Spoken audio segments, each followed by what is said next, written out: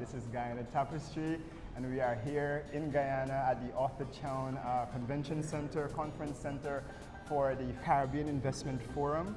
And I have the opportunity to meet another Guyanese brother from the diaspora, Mr. Lancelot, who is here also for the conference.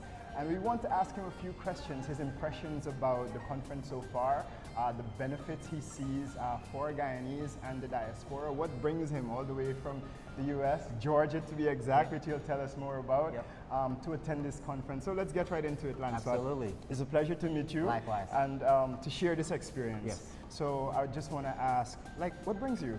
Or introduce yourself first off and then tell me. Well, I am Lancelot da Silva. As Felon mentioned, I currently live in Georgia. My primary reason for traveling to Guyana today to be a part of this Caribbean Investment Forum is to present my business. I'm an owner and operator of a sustainable land development business. So what we do is we do sustainable land clearing as well as soil and land enhancements. And the reason why I came to Guyana, one, I think it's very important as a Guyanese American, as a part of the diaspora, right, is to embrace the culture. I grew up in the culture, right? I first visited Guyana. So you yourself were not born in Guyana? I was not born in Guyana. Okay. I first came to Guyana, visited Guyana in 2016. Okay. I came back every single year after that and made sure it's a commitment that I come to the country. Before the big oil findings and the publicity of Guyana, I seen the country in 2016 in the development up until this point. It's been amazing for the country, right? And I see so much more opportunity for growth, right? Being a very small population, being a very large country full of resources, and then sustainability to me is not just a buzzword, right? It's a passion.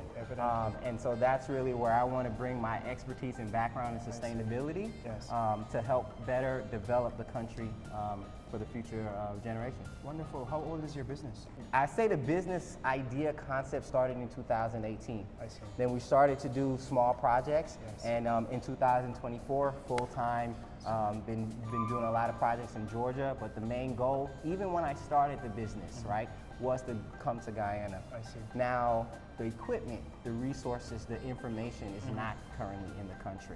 Right. Because we use specialized equipment to do land clearing. That's what makes it sustainable. It's not a bulldozer, it's not an excavator. It's what you call a skid steer with a specialized mulching head that rather than pushing down the trees, it mulches down the trees, returning organic matter into the earth, creating more stability, adding more nutrition to the earth, right? And so started in Georgia, but my goal has always been to come to Guyana, and that's why I'm here today. I see. We literally just walked out on someone saying that the investment climate in Guyana is amenable to agricultural production. So what have you learned so far? Given your objectives for coming, do you feel like you've achieved those objectives?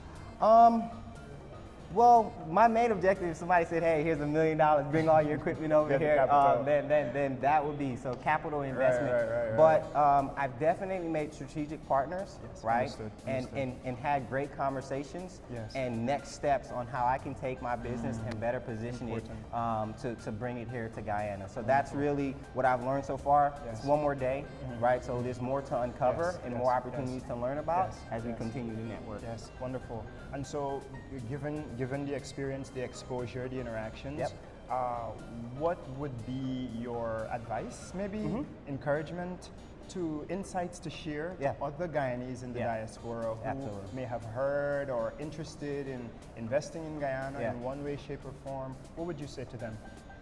I mean, the opportunities exist, for sure. Small country, small population, right? Large, very strong GDP, right? Growing constantly, right? And so the opportunity is here, right?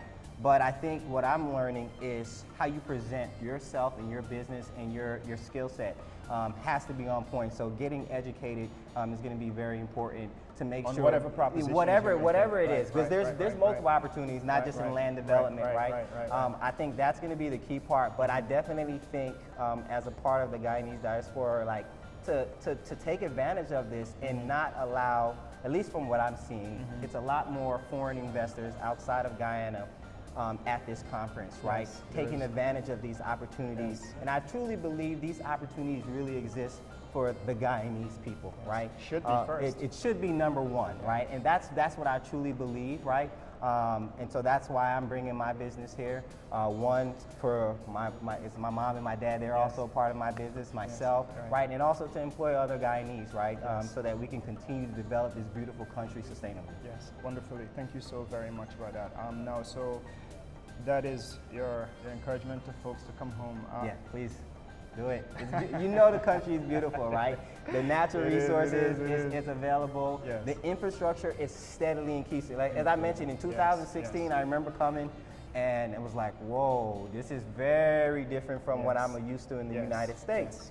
Now, Wi-Fi, internet, high speed, AC in all the places, very comfortable amenities, malls, restaurants, smoother streets. The infrastructure in Guyana, I would say one thing for sure, the country is doing a great job in improving that infrastructure, and I see a lot of investment to continue that exact same thing. Okay, thank you. And so with that dovetail, I, in my own work, have had conversations with other Guyanese who do not feel, you made the observation that there are more foreign investors here than there are Guyanese investors or even people learning about what's happening. Many Guyanese do not feel included in these processes, do not feel like the development is reaching them. They don't feel engaged and included. Any impressions on that? Yeah, I can see that. Now, I'm not the one that's hosting these events, right? Absolutely. So it's really hard to get out to those people, right? I think some of the things like the barrier for entry, right? You know, it's an investment to even get here and to be here, right? That's right, absolutely. And then also doing your own research, right? Because no one came to me and said, there's a Caribbean investment forum. I Googled, I looked at what opportunities available, and it popped up, right? So they market it accordingly, right? But I think it's up to the Guyanese people to, you know, put forth some initiative, right, into that, right? Because I want to believe that they want to take care of the Guyanese people, right? But you know, you also have to meet it halfway, right? And you're seeing these outside investors, they're here, right? You know, rough statistic, maybe 60, 70%, right, is non-Guyanese, and I think it's just because they're taking advantage of the opportunity. So I would just say, you know, research. The opportunities exist. They have open procurement websites. They have conferences. There's another one, Building Expo next month. There's a blockchain one coming up next year. There's so many different. You've really been. I'm really trying to infiltrate and get myself integrated into this country. And the only way is you got to put forth a little bit of investment. You have to network and take advantage of these opportunities. Thank you, Lancelot. I really appreciate that. Absolutely. So you have it. There you have it. This is a Guyanese from the diaspora here at the conference, making the effort, engaging with Guyanese and foreign investors in learning. I think it's commendable, and like Lancelot, I would take the opportunity to encourage other Guyanese in the diaspora as well to put in the legwork, because I think it's very beneficial, and if given Guyana's history and the Guyanese place in that history, we should definitely be beneficiaries of this resource find and development. So Lancelot, thank you for sharing, taking the time to talk with Guyana Tapestry. We'll edit it up and share it to the diaspora and get that information out there, right? Bless up, man. And if you want to keep in touch with me, you can follow me.